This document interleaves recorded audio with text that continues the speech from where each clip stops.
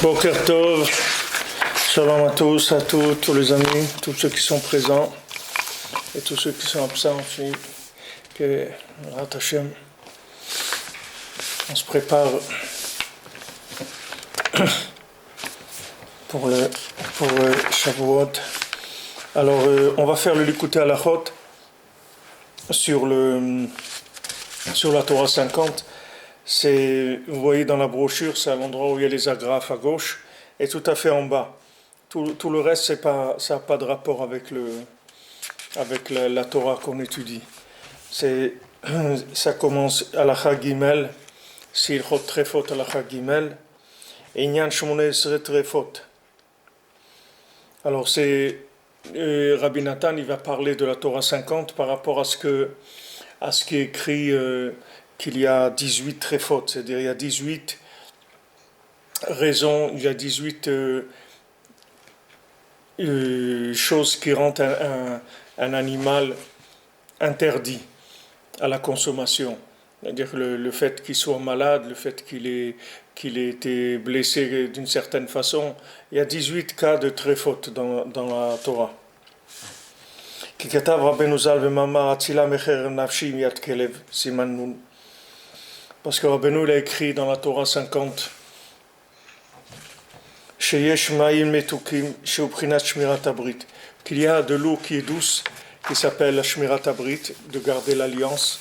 C'est ce qui donne la douceur de la vie. Veyesh ma'im merurim, et il y a de l'eau qui est amère. She'ubgam habrit, qui vient du fait que l'alliance a été abîmée. Ve'as kalban achit lemechal korbaneh. À ce moment-là, c'est un chien qui vient manger son offrande, c'est-à-dire sa prière.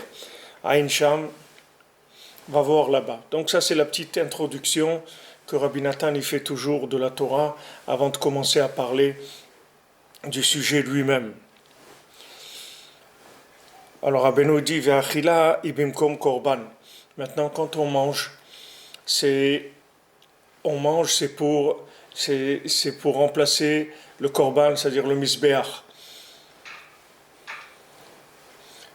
Il n'y a pas de son, vous n'avez pas le son non, vous avez, mais vous pouvez regarder dans Facebook, ils disent qu'ils n'ont pas le son.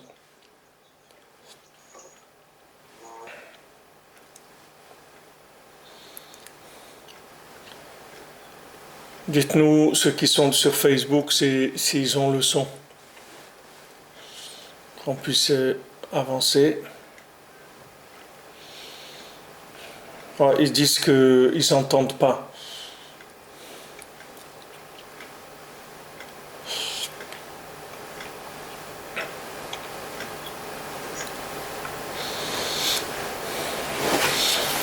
Alors je vais redémarrer Facebook.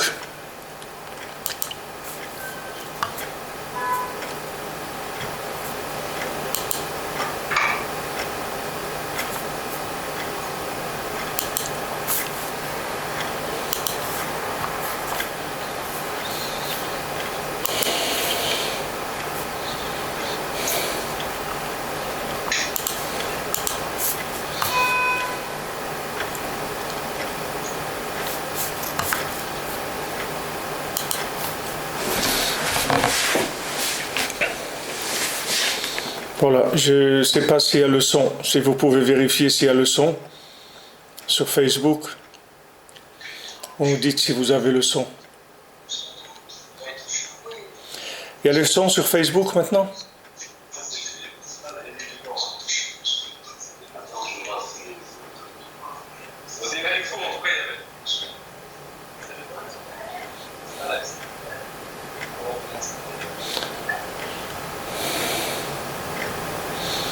Ah oui, il y a le son. Alors c'est bon, là, il y a quelqu'un qui a confirmé. Merci, Monsieur Saïdana. Ça marche. Merci, Dominique Leroux. Merci pour votre participation. Ok, alors, Rabbi Nathan il dit que la nourriture, elle vient en fait, c'est une offrande pour Hachem. C'est comme si on amenait des sacrifices. C'est-à-dire quand on mange, c'est comme si on amenait des sacrifices, puisque Béhémet au Beth Amikdash, les Kohanim y mangeaient une grande partie des sacrifices. Donc quand on est à table, alors c'est le même principe que si on amène des sacrifices au Beth Amikdash, comme c'est écrit dans la Gemara dans Brachot, Shulchan Mechaper Kamizbeach, que la table de quelqu'un, c'est quelque chose qui va lui faire pardonner ses fautes, comme s'il amenait sur l'autel du temple. Alken Tzarich Sheyeh Shalem Mikol Shmona Esret Trefot. C'est pour ça que il ne faut pas que, bien sûr, il arrive à notre table aucune des 18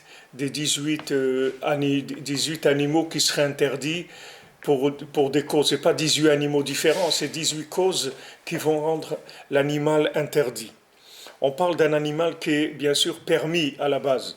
Ici, quand on parle de tréfot, ça veut dire qu'on parle d'un animal qui est permis, comme une vache ou un mouton, et que maintenant il a un de ces 18 problèmes qui va le rendre, qu'il a interdit à la consommation. על כן צריך שיהיה שלם מכל 18 טרפות, כי 18 טרפות הם מבחינת פגם הברית, שהוא צדיק החי העלמין. Alors maintenant, pourquoi il y a 18 tréfot? Pourquoi on tombe sur le nombre 18? Parce que 18, c'est la gematria de Chai. Chai, Yud, Chet, Yud, c'est vivant. D'accord? Donc maintenant, quand c'est tref, quand on dit quelque chose est taref, ça veut dire que le mot taref, ça veut dire que ça a été quelque chose qui a été dévoré. Tarof Toraf Yosef, ça veut dire il a été dévoré, il a été déchiqueté par un animal. Ça, c'est la racine du mot. Maintenant, quand on parle de tréfot, ça veut dire que l'animal, il n'est pas mort avec la shrita, c'est-à-dire avec l'abattage rituel, il est mort d'une façon différente. Donc il devient taref, c'est-à-dire c'est comme s'il a été dévoré ou attaqué ou tué, assassiné d'une façon ou d'une autre, et donc il est interdit à la consommation. Maintenant, il y a des cas de tréfot où l'animal il est pas mort, il est vivant, seulement il a un problème, que ce problème-là, il va faire qu'il ne va pas vivre un an. C'est-à-dire que maintenant, par exemple, on a trouvé un clou dans son foie, où on a trouvé qu'il a l'œsophage troué, où on a trouvé l'estomac troué, quelque chose comme ça. Et ça, quand on vérifie, c'est-à-dire on a déjà fait l'abattage rituel, ensuite on fait une vérification. On fait une vérification des poumons, on fait une vérification des organes intérieurs.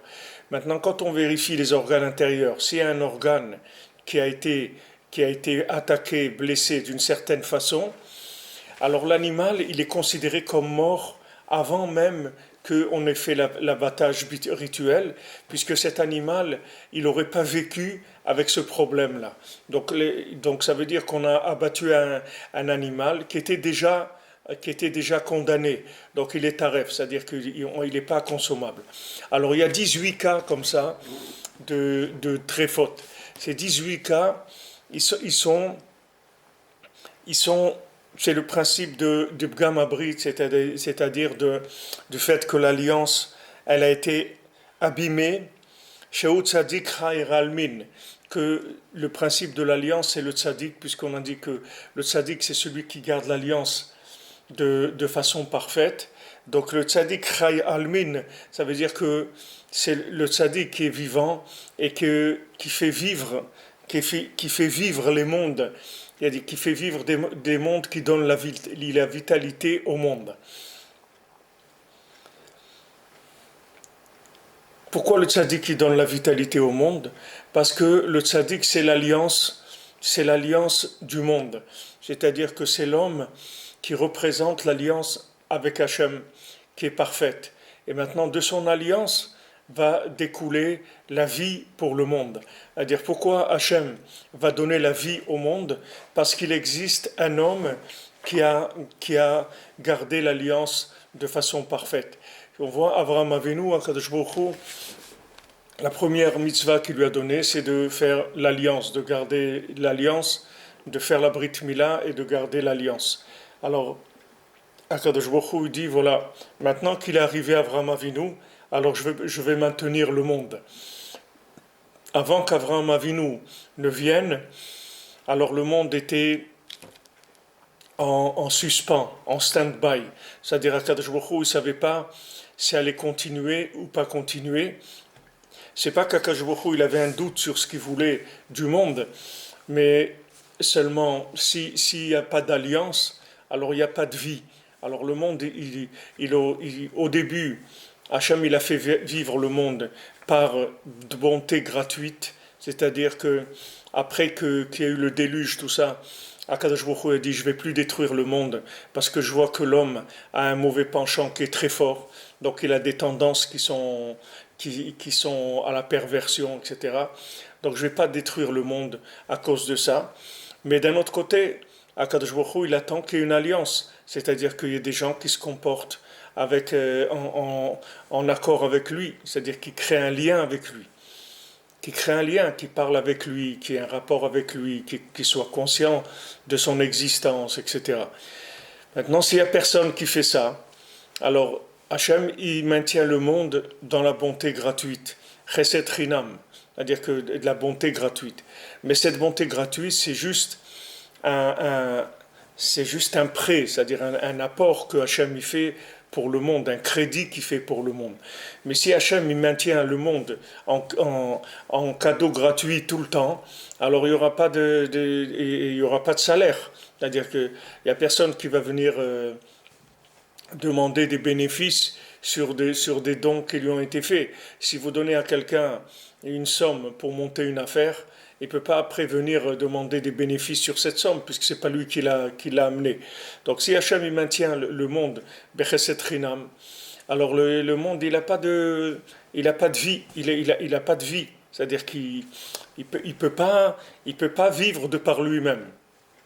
Il ne peut pas vivre de par lui-même. C'est comme les gens qui sont entretenus par d'autres. Maintenant, si quelqu'un c'est un grand en Torah, si quelqu'un il s'occupe d'enseigner la Torah, etc., alors on lui donne de l'argent pour le temps qu'il passe à enseigner la Torah, puisque maintenant, pendant ce temps-là, il aurait pu travailler, gagner sa vie, etc. Donc il ne travaille pas. Alors on le paye pas pour l'enseignement de la Torah. On n'a pas le droit de prendre de l'argent pour enseigner la Torah. Mais quand on reçoit de l'argent en tant qu'enseignant de Torah, ça veut dire qu'on nous paye le temps où on aurait pu travailler, on n'a pas travaillé. Mais c'est pas pour l'enseignement lui-même. Je vais vous expliquer pourquoi je vous dis ça. Parce que maintenant, si quelqu'un il gagne pas sa vie, alors il est pas vivant. Lui, il croit qu'il est vivant, mais il n'est pas vivant. C'est-à-dire, il vit sur de la bonté gratuite. C'est-à-dire, il vit gratuitement. Et le gratuit, ça amène pas de salaire. Et ça amène même des problèmes. C'est pas que pas de salaire. Ça amène beaucoup de problèmes. Puisque un des noms du côté négatif, ça s'appelle chinam, gratuit. Le gratuit, c'est le nom de la Sitra Achara. Du côté négatif, il s'appelle gratuit. Et ça, je vous dis tout ça parce que ça a un lien avec l'aboiement des chiens. Parce que l'aboiement des chiens, quand on dit qu'il y a deux chiennes comme ça qui sont dans l'enfer et qui demandent toujours have, donner, alors le Zohar il dit que ceux qui cherchent le gratuit, c'est comme les chiens qui aboient et qui disent donner. Le chien c'est pas un animal qui travaille en général. Bon, on a pris des chiens de surveillance ou on a essayé de trouver une utilité quelconque pour le chien. Mais le chien lui-même, c'est pas un animal de travail comme une vache il y a des animaux qui travaillent. Le chien ne travaille pas. Le chien il dit have, donnez-moi. Have en araméen, ça veut dire donne. Donne-moi, donne-moi. Donc ça, le Zohar, il dit, indépendamment de ce qu'on est en train d'étudier là, c'est-à-dire c'est un angle sur cette chose-là, que le Zohar, il dit que ceux qui cherchent toujours le gratuit, les massés, c'est des chiens qui aboient. Ils cherchent le gratuit. Ils ne veulent pas payer. Mais sache que si tu ne payes pas, c'est toi le premier perdant. Parce que si tu ne payes pas, tu ne vis pas, c'est tout.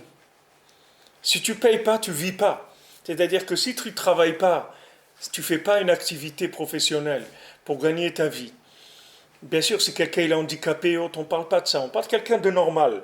Quelqu'un de normal qui est pas un gadol dans la Torah, comme le Rav Eliashiv ou des gens comme ça qui allaient à un shalom, qui étaient des génies de la Torah et que toute leur vie, ils passaient à s'occuper de la Torah et de distribuer la halakha dans l'Am Israël ou de s'occuper d'enseigner en Israël. Alors ces gens-là, c'est une mitzvah de les entretenir parce que c'est pas, encore je vous répète, on ne leur paye pas l'enseignement de la Torah, parce qu'on n'a pas le droit de payer pour ça, mais on leur paye le temps qu'ils passent à enseigner, parce qu'ils auraient pu faire autre chose de leur vie que ça. Ok. Maintenant, il dit que le tzaddik, il est chay almin, c'est-à-dire le tzaddik, lui, comme il a l'alliance, alors c'est une réparation, c'est la réparation du monde, parce que le tzaddik, le fait que lui, il ait une alliance parfaite avec Hachem, lui, il peut distribuer la vitalité des mondes supérieurs vers les mondes inférieurs. Non seulement c'est un canal de distribution, mais en plus, le tzaddik, c'est un prêteur. Il s'appelle le Malvé Hagadol. C'est le grand prêteur de l'humanité. C'est-à-dire que lui, le tzaddik, il paye pour les autres. Si des gens, ils n'ont pas les moyens de payer, alors le tzaddik, il paye pour eux. Et quand le tzaddik, il paye pour eux, ce pas des gens qui sont considérés qui vivent gratuitement. C'est des gens qui sont considérés comme étant des gens qui payent. Comment ils payent? Par le fait qu'ils sont attachés au tzaddik. Et le tzaddik, il va payer pour eux. Mais le tzaddik, il intervient pour eux. Comme c'est écrit que dans Chaim Moharan, c'est écrit qu'il y a une synagogue à Jérusalem, que cette synagogue-là, tous les gens qui meurent, ils passent par cette synagogue-là avant de monter.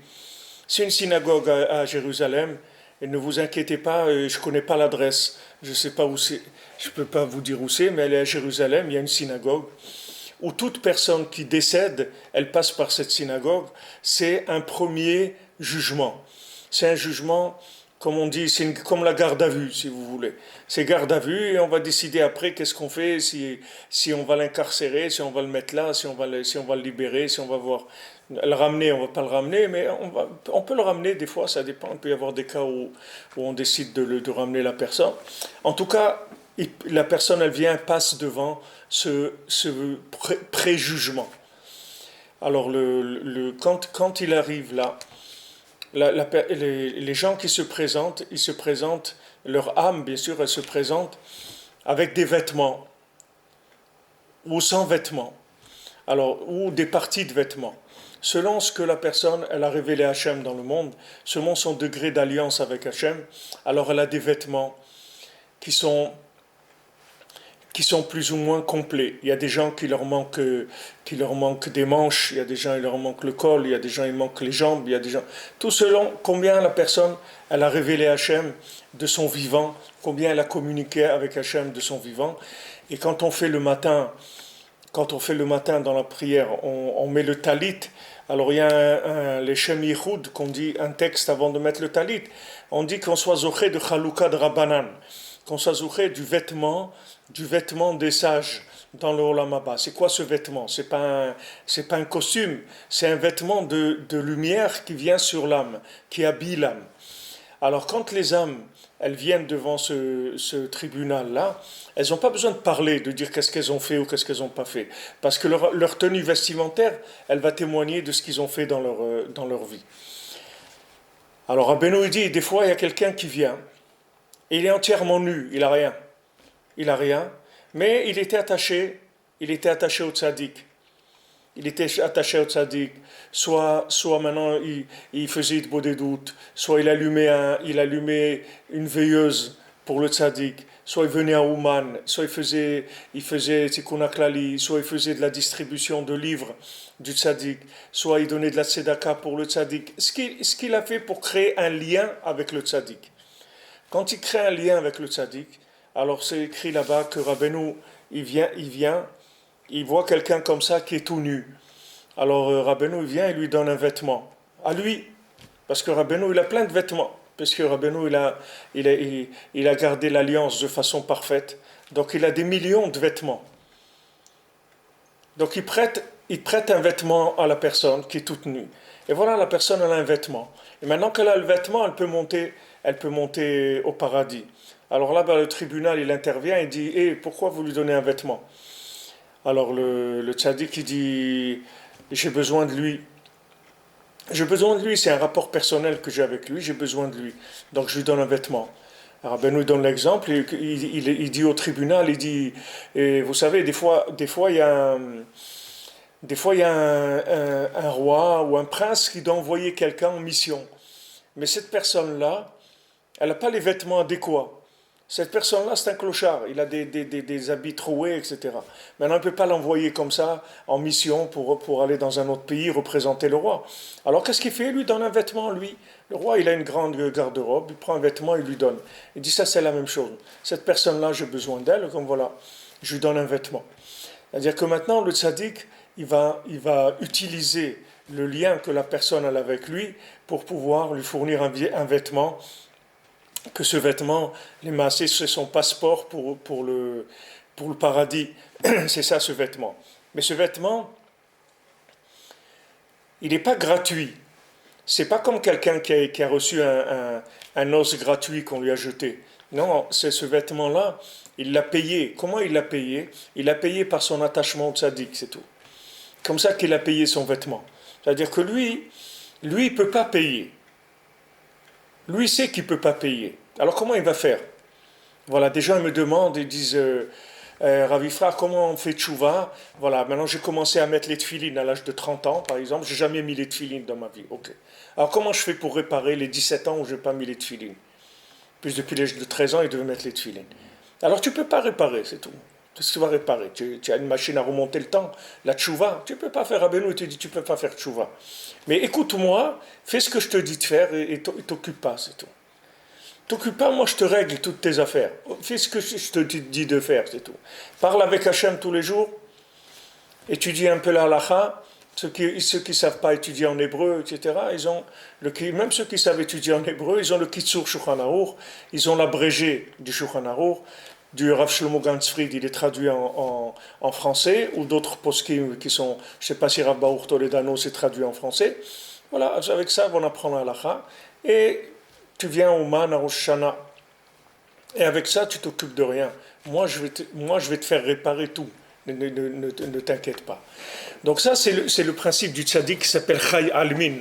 C'est-à-dire le tzaddik, c'est lui la vitalité du monde. C'est-à-dire que lui, du fait que maintenant, il a créé un lien parfait avec Hachem, c'est-à-dire qu'il n'a jamais trahi l'alliance. Il est arrivé à connecter tous les éléments de ce monde. Il les a connectés avec Hachem. Alors le tzaddik, maintenant, il a des kits de connexion qu'il peut distribuer aux gens. Les gens qui s'attachent à lui, il leur donne des kits de connexion. Comme ils ont témoigné beaucoup de gens qui sont venus à Ouman, que ce soit des hommes, que ce soit des femmes qui sont venus à Ouman, ils ont dit qu'ils ont changé de vie, leur vie, elle est devenue connectée. Ils ont une connexion avec Hachem dans leur vie. Parce que le tzaddik, c'est le spécialiste de la connexion avec Hachem, c'est-à-dire la connexion avec la vie, la connexion avec le monde. Lui, il n'a fait que ça dans sa vie. Et Rabbeinu, il voyageait quand il se déplaçait, Rabbi Nachman, il allait dans des endroits, et il y a beaucoup de voyages qui étaient des voyages secrets que Rabbi Nachman y faisait. Personne ne savait qu'est-ce qu'il faisait. Personne ne savait. Il partait comme ça, de façon subite. Il partait la nuit, il prenait une calèche, il allait dans un endroit en Ukraine, et après il revenait quelques jours après, et personne ne savait ce qu'il faisait. Et Rabbeinu, il a dit, si les gens ils savaient qu'est-ce que je faisais dans mes voyages, ils auraient embrassé le sol des pas où j'ai marché, ils auraient embrassé le sol. Il dit parce que chaque pas que je fais, je fais basculer le monde entier dans le côté positif, dans l'optimisme, c'est-à-dire dans le fait qu'il positive le monde. C'est-à-dire chaque pas qu'il faisait, Rabbi Nachman, il positiviait le monde. C'est-à-dire qu'il montrait dans les mondes supérieurs que ces gens-là, ils sont bien, que ces gens-là, ils n'ont pas de problème, que maintenant toutes les erreurs qu'ils font, c'est pas des erreurs qui viennent de eux, c'est pas ce qu'ils veulent. Ils veulent pas faire ces erreurs-là. Ils sont amers de faire ces erreurs. C'est pas eux qui veulent faire ces erreurs. Et comme ça, Rabbi Nachman, il a conquis du terrain. C'est-à-dire à chaque fois, il a trouvé un argument, un point positif qui permet d'optimiser la personne au maximum. C'est-à-dire qu'avec ce point positif, le tzaddik, ça lui suffit pour racheter la personne, pour montrer que cette personne-là, ce qu'elle a fait de mal dans sa vie, elle ne voulait pas le faire. Elle a des circonstances atténuantes et elle a même des preuves que c'était quelqu'un qui voulait faire du bien.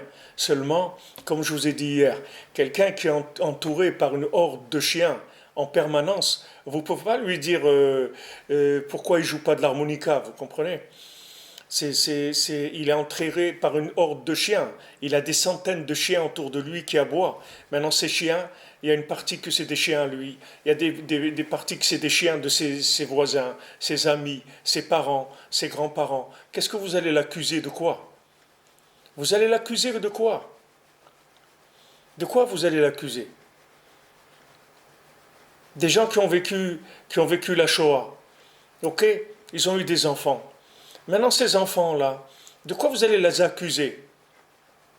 Voilà, j'ai vu des gens ils sont venus à Ouman, Baruch Hashem, chez Rabbeinu, ils ont fait Tikkun HaKlali, un couple, ils sont venus ici par miracle, ils savaient même pas, ils sont venus dans un voyage organisé à Odessa, ils savaient même pas ils savaient pas qu'ils allaient venir.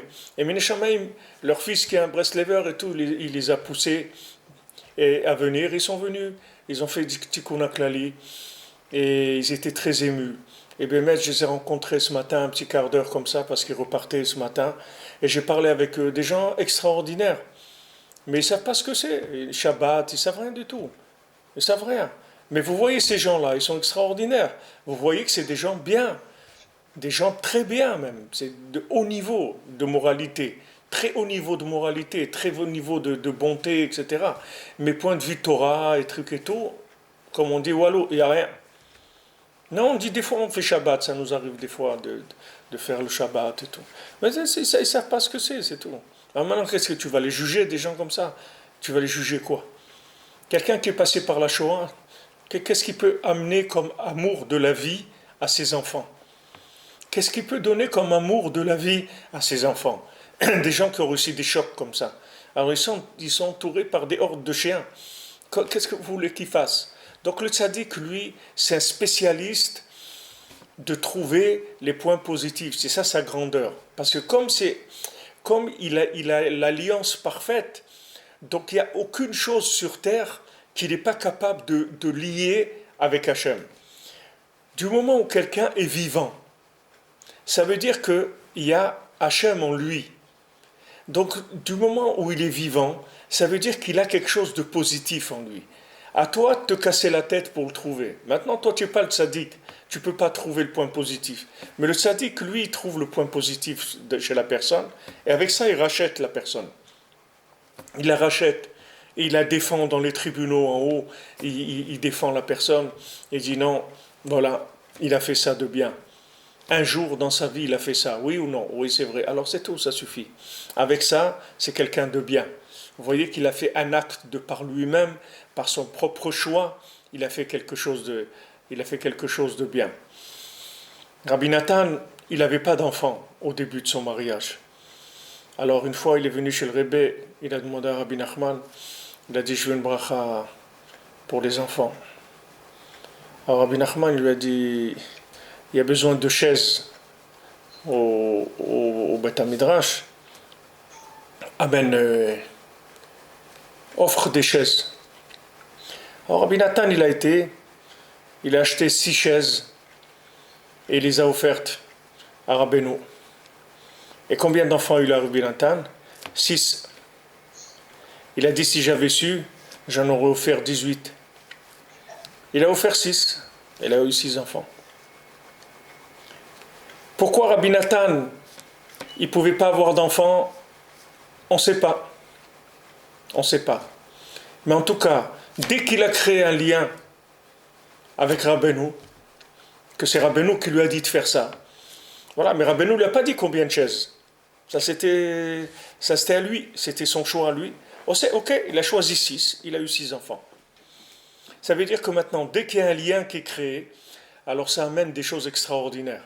C'est-à-dire le tzaddik, il peut donner des choses extraordinaires. C'est pour ça qu'il ne faut pas vous inquiéter. Quand vous voyez qu'on veut construire un Ouman et que on n'a pratiquement personne qui nous aide, c'est normal. Parce que celui qui va aider sur ça, il ne peut même pas imaginer la place qu'il va avoir dans le Gan Eden. Je vous dis pas ça pour faire du marketing, pour vous donner envie de donner. C'est pas pour ça que je le fais. Je vous parle parce que je vous parle de la Torah. Je vous parle pas de, ça n'a aucun rapport avec notre projet. C'est le projet de Rabbeinu à Ouman. Et Bezat Hashem viendra le moment où il y aura les personnes qui méritantes pour recevoir de Rabbeinu ce que Rabbeinu veut leur donner. Mais regardez Rabbi Nathan. Pourtant Rabbi Nathan c'est l'élève de Rabbeinu. Vous pouvez dire le principal de tous les élèves. Vous pouvez dire que Rabbi Nathan, il était, comme on dit, c'était un chouchou de Rabbeinu et tout. Afal Piken, il n'avait pas d'enfants. Il lui a dit, amène des chaises. Il a amené 6 chaises, il a eu 6 enfants. Il leur a amené 12, il aurait eu 12 enfants. Et et j'ai vu des cas comme ça. Je ne veux pas vous dire plus précisément, parce qu'après vous allez deviner qui c'est. Je ne veux pas vous dire pour ceux qui connaissent, mais j'ai vu comme ça, un massé comme ça, où j'ai vu que la personne elle a des enfants de façon complètement en dehors de la nature. Mamage des miracles. Parce que elle a donné telle chose, telle quantité de choses, etc. Et ça a donné que voilà, c'est parce que du moment où pourquoi maintenant quelqu'un il n'a pas d'enfants? C'est-à-dire, je parle de quelqu'un qui veut avoir des enfants. Parce qu'il lui manque, il y a un point qui n'est pas alimenté chez lui. C'est-à-dire, il lui manque un lien avec la vie. Donc ce lien avec la vie, il existe chez le tzaddik. Le tzaddik, il a tous les liens du monde. Donc maintenant, à toi de créer le lien avec le tzaddik, c'est tout. Une fois que tu as créé ton lien avec le tzaddik, maintenant tu choisis à toi ton niveau de bande passante. C'est toi qui choisis. Tu veux 10 mégas, 20 mégas, 100 mégas, et 5 gigas. Choisis ce que tu veux. Mais ton niveau de bande passante, il va faire passer la bénédiction chez toi et tu vas obtenir tout ce que tu as besoin. Tout ce que tu as besoin. Et ce que tu n'obtiens pas, ça veut dire que tu n'en as pas besoin. Tu crois que tu en as besoin, mais tu n'en as pas besoin. Ou tu en as besoin, ça viendra, et pas maintenant, après. Mais du moment où quelqu'un, il crée un lien avec le tzaddik, il reçoit toute la vitalité dont il a besoin. Déjà, il ne se désespère pas, il ne se décourage pas. Parce que le tzaddik, il a dit En shumiyush ba'olam klal. Le désespoir n'existe pas. Donc le fait que le tzaddik, il a dit ça, celui qui se rapproche de Rabbeinu, il ne se désespère pas. Il n'aura pas de désespoir. Ça aussi, ça dépend bien sûr du niveau de bande passante, c'est-à-dire de niveau de soumission et d'engagement. Plus vous misez, et plus la bande passante, elle peut vous donner de l'énergie. Plus vous vous engagez dans les conseils du tzaddik, à faire Idbodedou tous les jours, à l'aimer, à l'honorer, vous allumez une bougie pour lui tous les jours, quelque chose. Tout ce que vous ferez pour lui, les maasés, vous le faites pour vous, c'est pas pour lui. Le tzaddik, il n'a pas besoin de nous du tout. Le tzaddik, il a terminé. Il a dit, j'ai terminé, je vais terminer, j'ai terminé. Moi, j'ai terminé mon travail. Maintenant, si vous voulez prendre part à la délivrance finale, alors allez-y, je vous laisse le temps de pouvoir vous remplir les poches, comme on dit, c'est-à-dire prendre part à la délivrance finale. Mais cette délivrance, elle ne se fera que par l'attachement au tzaddik, pas autrement. Si vous prenez Yoshua ben Nun, vous le prenez tout seul, c'est quelqu'un, il est incapable de faire quoi que ce soit par lui-même. Tout ce qu'il a fait de grandiose, il a fait rentrer le Ham Israël en Eretz Israël. C'est pas une petite affaire qu'il a fait. Il a fait l'une des plus grandes choses de l'histoire du Ham Israël, l'une des plus belles choses, l'une des plus grandes merveilles qui était promise par Hachem. La terre promise, Hachem il l'a promise. Qui est-ce qui a fait rentrer le Ham Israël en Eretz Israël? Yoshua ben Nun, l'élève de Moshe Rabbeinu. Hachem il lui a dit, donne-lui de ton souffle divin, donne-lui de la force, renforce-le, donne-lui du courage, donne-lui de la force, parce qu'il va faire rentrer le peuple en Eretz Israël. Maintenant, chacun d'entre nous, c'est la même chose. Quand on s'engage, le tzaddik, il nous donne des forces, il nous encourage, il donne tout ce qu'il faut, parce que le tzaddik, il est chay almin, c'est-à-dire le tzaddik, il fait vivre les mondes. Il fait vivre les mondes par son degré d'alliance. Le seul qui a commencé à faire vivre le monde, c'était Abraham Avinu. C'est le premier qui a fait vivre le monde. Avant, même Noach, il devait y avoir sûrement des gens très bien entre Noach et Abraham Avinu, mais des gens qui se sont engagés avec Hachem, qui ont tout misé avec Hachem, c'est Abraham Avinu, c'est le premier. Ne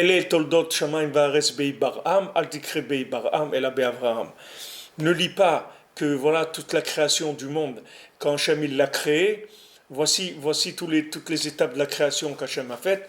Ne dis pas qu'il a créé, en hébreu on dit Hibarham, ça veut dire les créer. Alors il dit ne lis pas les créer, mais lis Avraham. C'est-à-dire Hibarham, ne lis pas créer, lis Avraham. C'est-à-dire créer, ça veut dire Avraham. Parce que non, c'est une création qui est vouée à l'échec, s'il n'y a pas Avraham Avinu. Avraham, il est venu, il a fait que la création, elle s'est installée. Que la création, elle a été officialisée. Elle a été reconnue, elle est devenue éternelle. C'est fini. Depuis qu'Abraham Avinu il est venu, le monde il s'est installé et le monde il sera plus jamais détruit. Le monde, pourquoi? Parce qu'un homme qui a créé une alliance avec Hachem qui est indestructible. L'alliance c'est quelque chose qui donne la vie. Voilà, aujourd'hui, on est dans quoi? On est dans Yesod. Yesod chez Bemalchut. On est dans l'alliance qu'il y a dans le pouvoir, l'alliance qu'il y a dans la royauté divine. Voilà, juste avant de rentrer dans la sphira qu'on va contrer ce soir, Bezrat Hashem, la dernière sphira du Homer. On est juste dans le dernier lien avec la royauté divine. Et c'est quoi? C'est le Yesod, c'est-à-dire l'alliance. Donc le tzaddik qui a gardé l'alliance, lui donne la vitalité à chacun. La vitalité à chacun. C'est-à-dire chacun reçoit de la vitalité du tzaddik. Ne cherchez pas ailleurs, vous allez perdre votre temps. Ne cherchez pas à vous alimenter spirituellement de par vous-même, vous n'arriverez pas. Je vous le dis, vous n'arriverez pas. C'est pas moi qui le dis, je vous le dis parce que Rabbeinu le dit.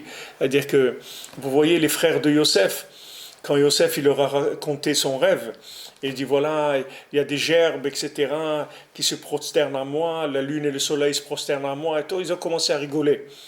Ils ont dit qu'est-ce que c'était ce jeune homme-là avec ses rêves-là? Allez, voilà le rêveur, le planeur, celui qui a des rêves. Ok.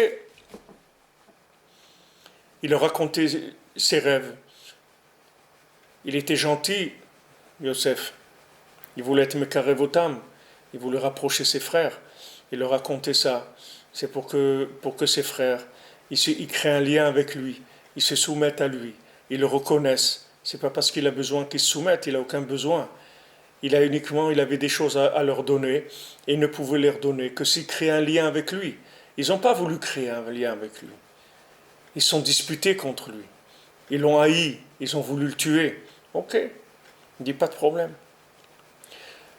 Je m'en vais. Il est parti en Égypte. Il s'est installé en Égypte. Il a passé ce qu'il avait à passer dans la joie, parce qu'il savait que c'était Hachem qui voulait qu'il soit en prison, etc. Tout ça, c'était pour le préparer à la grandeur qu'il allait avoir. Et il est devenu le grand patron de toute l'Égypte. Et après, ils ont commencé, eux, à s'affamer. Ils n'avaient plus de quoi manger. Et lui, il les a attendus gentiment, c'est tout. Il a dit, vous voulez pas comme ça, alors vous allez venir comme ça. Vous n'avez pas voulu venir quand je vous ai dit, venez, je vais vous donner quelque chose. Il dit, qu'est-ce que tu vas nous donner, toi? Tu es un rigolo, toi, qu'est-ce que tu racontes? Ah, les Breslèves, là, ils dansent sur les camions, ils font les trucs et tout. Ah, qu'est-ce que c'est ça? C'est pas ça la Torah. La Torah, il faut l'erner, il faut étudier la Torah, il faut trick et tout. Ok, pas de problème. Attends.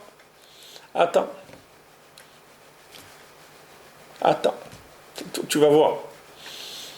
Ils sont venus, tous les sadikim, ils sont venus en Égypte. Ils ont dit, on est en train de crever, il n'y a pas de quoi manger.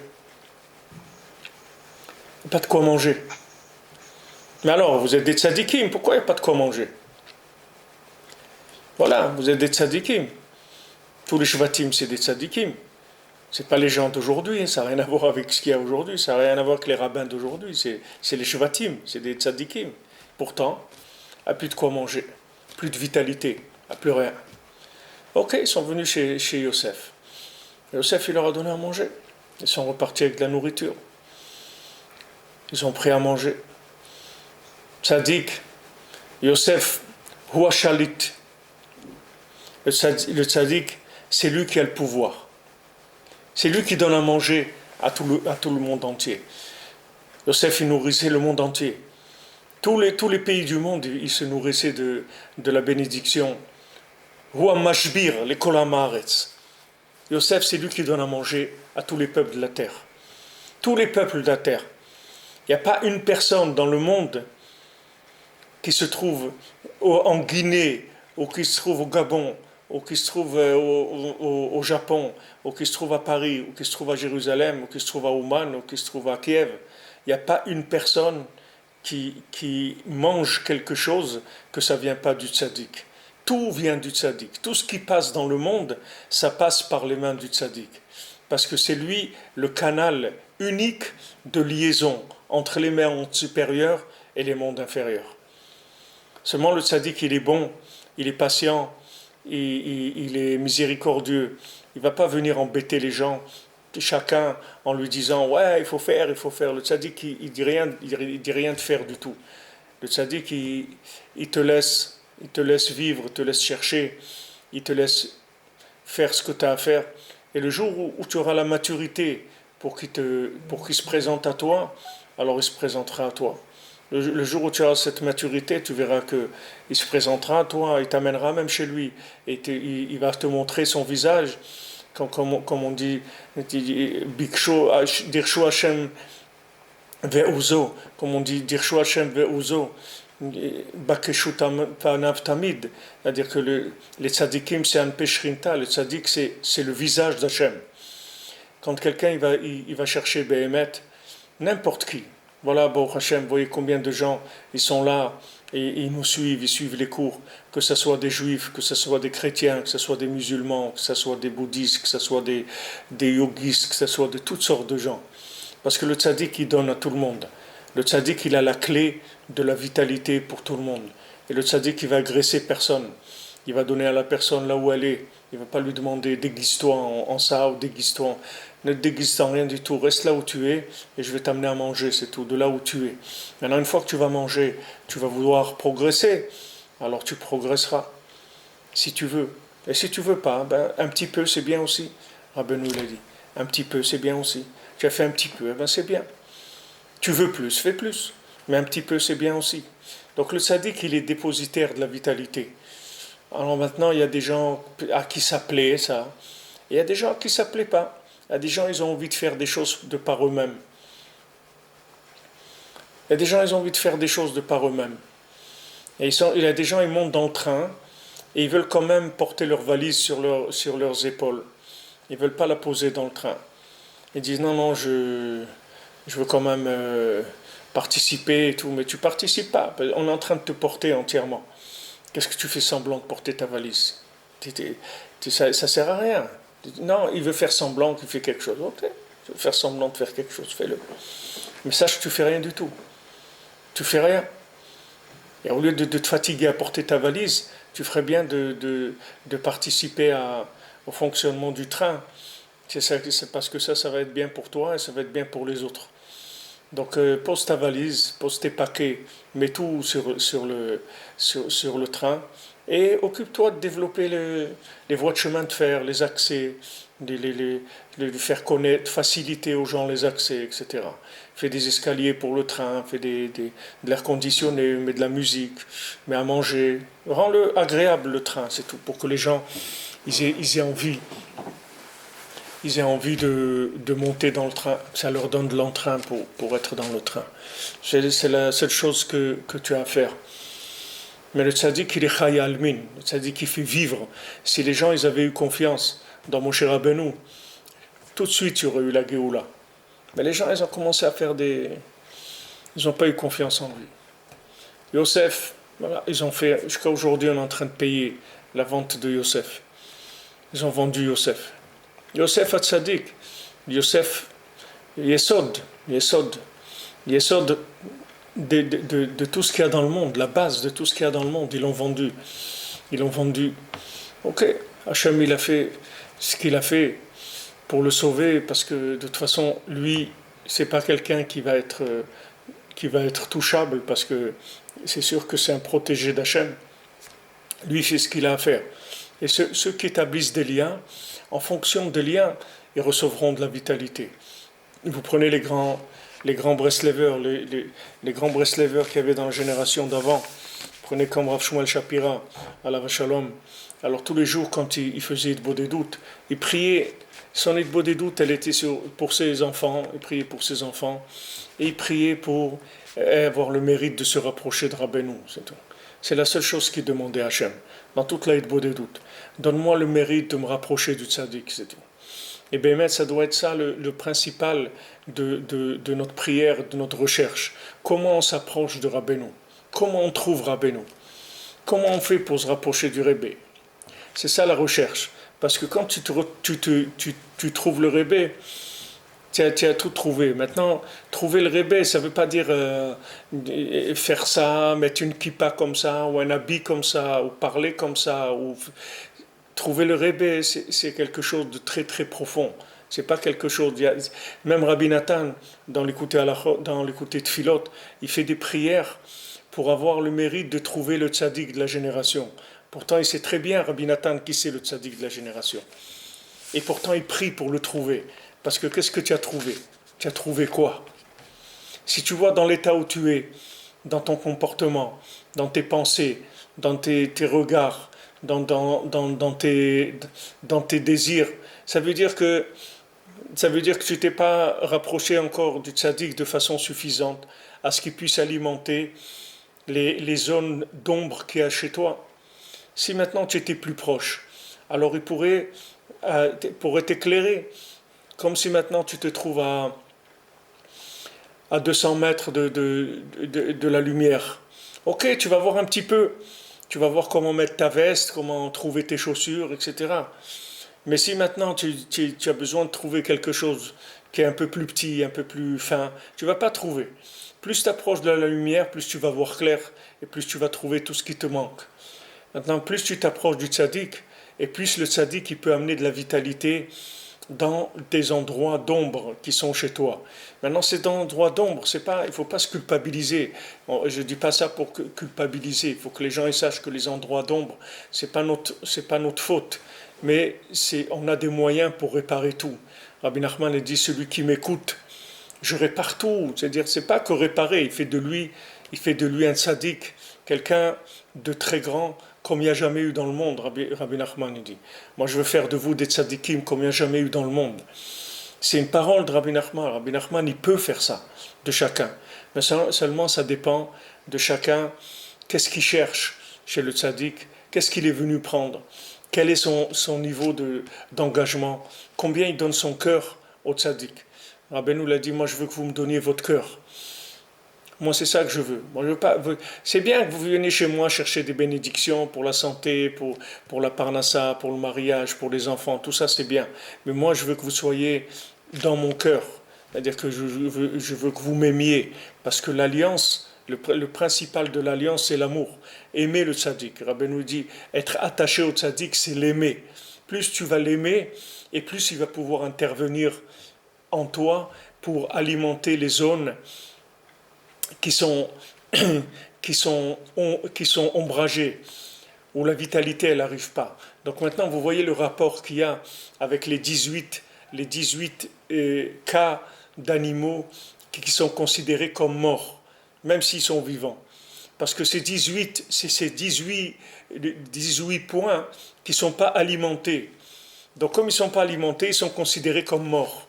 Donc il y en a 18. C'est pas un hasard que la Torah elle a dit 18 cas de morts, que ce soit des morts cliniques ou des morts qui ont déjà eu lieu ou des morts futures, mais c'est considéré comme mort. Ça veut dire que c'est pas alimenté. C'est-à-dire, si quelqu'un, un animal, il a un clou dans le foie, alors il est mort, c'est tout. Il est mort, ce clou-là, ça fait que la vitalité, elle ne peut plus arriver dans son foie. Donc il est considéré comme mort. Il y a des gens, vous les voyez, ils sont vivants, ils marchent, ils courent et tout, mais ils sont morts déjà. Ils sont désespérés au fond d'eux. Ils ont perdu l'enthousiasme, ils ont perdu l'ambition. Ils n'ont plus d'ambition dans leur vie. Ils n'ont plus d'ambition. Vous voulez dire, qu'est-ce que tu veux faire de ta vie? Ah, ben, il n'y a rien. Il n'y a plus d'ambition, il n'y a plus rien. Mais ça veut dire qu'il y a de la mort à l'intérieur. Parce que tant que quelqu'un il est vivant, il doit être ambitieux, il doit vouloir faire des choses, il doit être plein de vitalité. Même s'il a 90 ans, ça ne change rien. Il a envie de faire, il va, il court, il est joyeux, il a envie de faire des choses, etc. Alors que vous trouvez des gens de 14 ans, 15 ans, ils n'ont plus envie de rien faire déjà.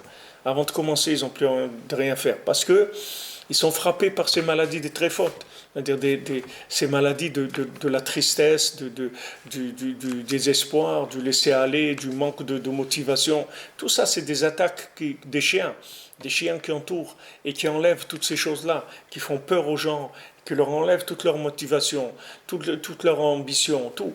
Parce que ces chiens, ils aboient. Donc le tzaddik, c'est le tikkun de tout ça.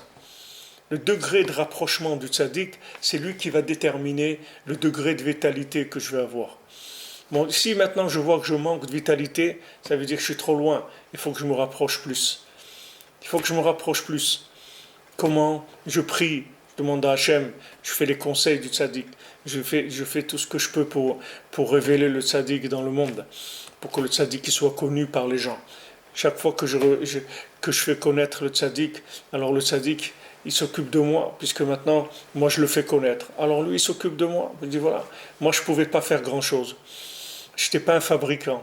Je ne savais pas fabriquer quoi que ce soit. Alors je fais représentant, c'est tout. Qu'est-ce que tu veux que je fasse? Je vends les produits du tzaddik, parce que de moi-même, je ne peux rien faire. Une fois, il y avait un roi, il avait prêté de l'argent à beaucoup de gens. Et les gens ne lui rendaient pas. Il y avait beaucoup de gens qui ne rendaient pas l'argent.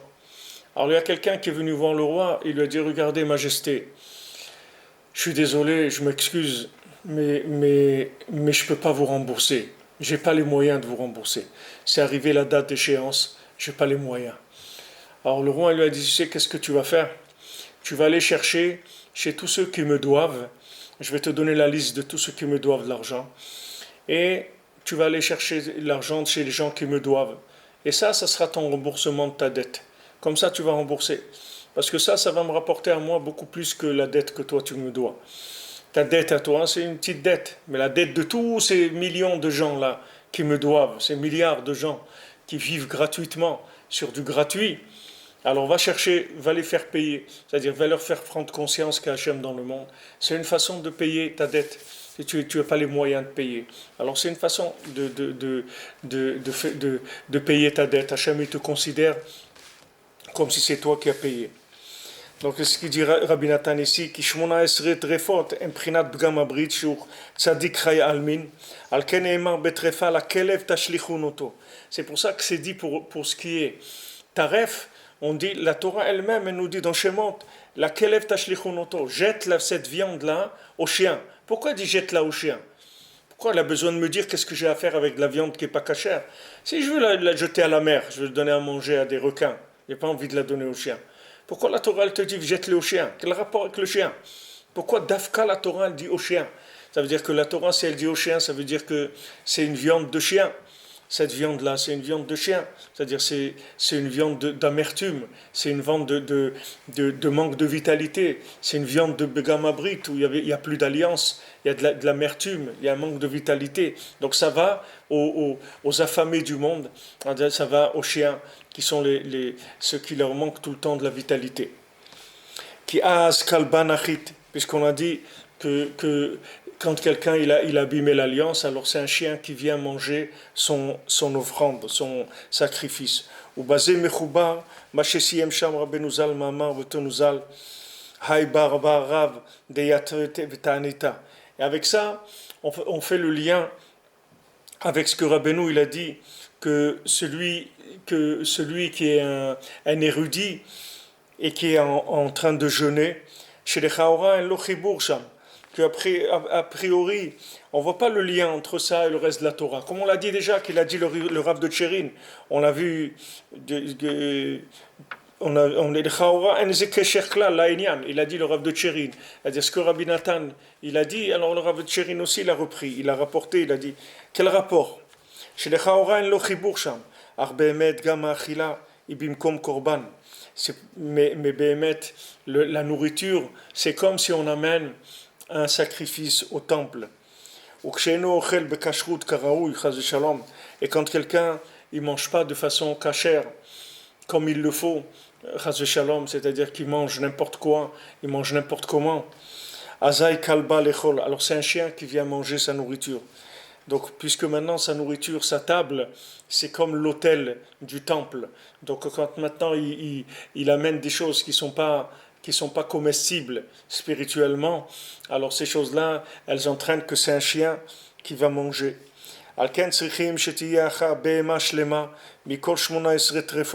Donc avant de manger un animal, il faut que cet animal il ait été vérifié et qu'il soit complètement propre de ces 18 cas dans lesquels il sera considéré comme mort. Et à ce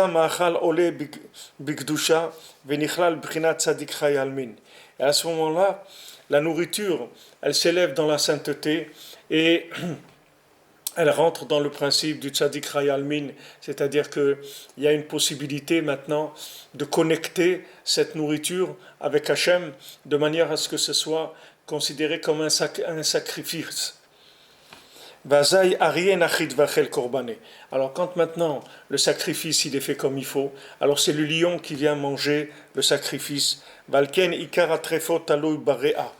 C'est pour ça que la plupart des cas d'animaux qui sont taref, c'est-à-dire qui sont considérés comme dévorés, déchiquetés, tués pas par l'abattage rituel, ça se trouve dans les poumons. C'est là où il y a le plus de problèmes.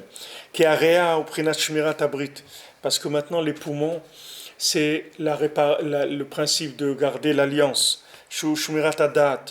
Qui est de garder le da'at, comme Rabbeinu il amène ça dans la Torah 60, de la deuxième partie du côté moral. Qu'est-ce qu'elle fait qu'est-ce qu'ils font les poumons? Les poumons ils refroidissent le corps, d'accord?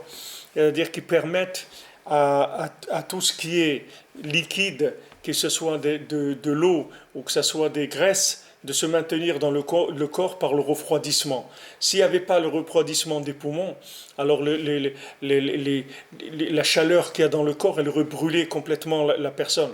Alors les poumons, ils font le refroidissement qui est le maintien du corps. Et donc ça maintient la conscience humaine, c'est-à-dire qu'il peut avoir sa conscience qui est stable. Parce que quelqu'un qui est trop chaud, c'est-à-dire qui a des désirs qui sont forts, qui est très émotionnel dans son rapport avec la consommation, alors il ne peut pas avoir sa tête. Parce que quand il voit un éclair au chocolat, alors ça le rend fou. Parce qu'il adore ça et tout, alors il perd sa tête. Il est même capable de voler l'éclair au chocolat. Parce que ça le rend fou. Il peut pas, il perd la tête. Si tu veux avoir ta tête sur les épaules, être tranquille, il faut qu'il y ait un refroidissement du rapport avec la matière. Et ce refroidissement, c'est vient que de l'alliance. L'alliance, ça refroidit le rapport avec ce monde. C'est-à-dire, ça calme le rapport avec le monde. À l'époque, les Chachamim, ils ont enlevé la tendance, si on peut dire, hyperactive par rapport à l'idolâtrie. Les Chachamim, ils ont enlevé ça. C'est-à-dire, avant, les gens, ils étaient fous de l'idolâtrie. C'est-à-dire, ça rendait les gens fous. Ils couraient et allaient faire de l'idolâtrie et tout. Les Chachamim, ils ont annulé.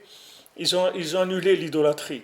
Et donc, aujourd'hui, on ne peut pas dire que les gens ils sont tellement intéressés par l'idolâtrie. Ce n'est pas quelque chose qui... Bon, il y a toujours des cas, des gens qui s'intéressent à tout. Mais maintenant que les gens ils vont courir, comme le roi Ménaché, que lui, il a fait fauter tout le homme Israël dans l'idolâtrie. Et quand il y a des gens qui ont voulu le juger, longtemps après, ils ont parlé de lui. Alors il est venu en rêve à ces sages-là. Il leur a dit, ne parlez pas sur moi. Parce que si vous étiez à mon époque, c'est pas que vous aurez couru pour aller faire de l'idolâtrie. Vous aurez levé votre vêtement, votre soutane là, pour courir encore plus vite pour aller faire de la vodazara, pour aller faire de l'idolâtrie. Alors ne parlez pas sur moi, parce que vous savez pas quel Yetséhara il y avait, quelle folie il y avait de faire de l'idolâtrie. C'était une grande folie. Alors maintenant, après les Chachamim, ils ont dit, maintenant puisque c'est comme ça, que maintenant on voit qu'on a enlevé l'idolâtrie, ça a calmé le monde. Maintenant, on va enlever le truc de la perversion, des trucs, des rapports entre les hommes et femmes, ces choses-là, on va enlever ça. Alors ils ont dit, on va enlever cette tendance-là, cette hyperactivité dans ce domaine-là, où tout le monde il tombe là-dedans. Alors quand ils ont enlevé ça, ils ont vu que le monde il commence à mourir, qu'il n'y a plus rien. Les plantes elles poussent plus, les trucs, parce que ils ont vu qu'ils ont enlevé l'épreuve de l'alliance. Alors ça y est, il n'y avait plus de possibilité de réparer l'alliance. Alors ils n'ont pas pu enlever ce Yetzirah là. Ils n'ont pas pu. Mais le fait que des tzadikim, Rabbeinu dit, le fait que des tzadikim comme le Rebbe, ils sont passés par là, ils ont réparé ça, ça a beaucoup calmé déjà la folie du monde. Et ils sont arrivés à beaucoup calmer la folie du monde. Alors le principe des poumons, que c'est la vie, c'est la respiration. Vous voulez, on respire, c'est la vie. On cherche à respirer de l'oxygène, du bon air, etc. Ces poumons-là, cette respiration, c'est la vie parce qu'elle calme la folie du rapport avec la matière. C'est ça sa grandeur.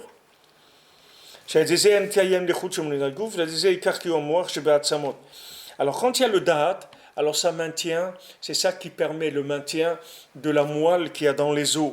Chez Prinat Maïn Metukim qui sont des eaux douces.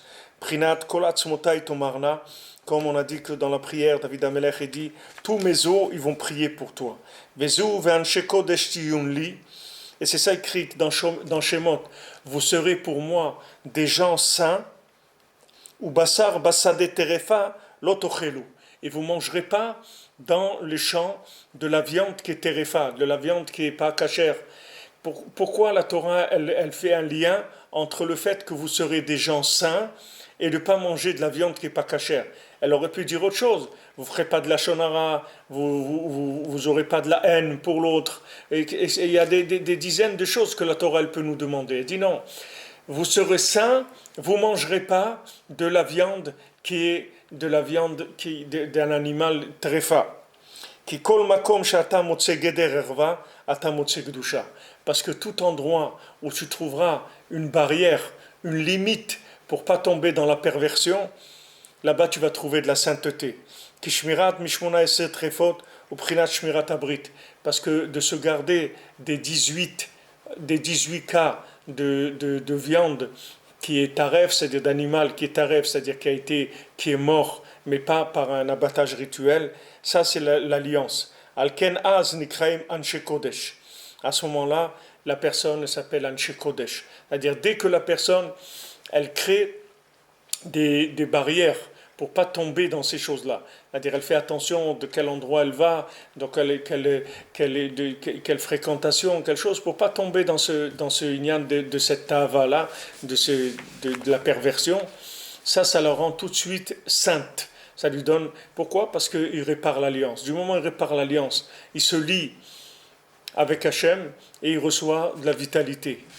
Donc voilà, Bezrat Hachem, là, on a fini ce Likuté Halachot, et les Likuté Halachot, le Likuté Halachot sur la Torah Noun.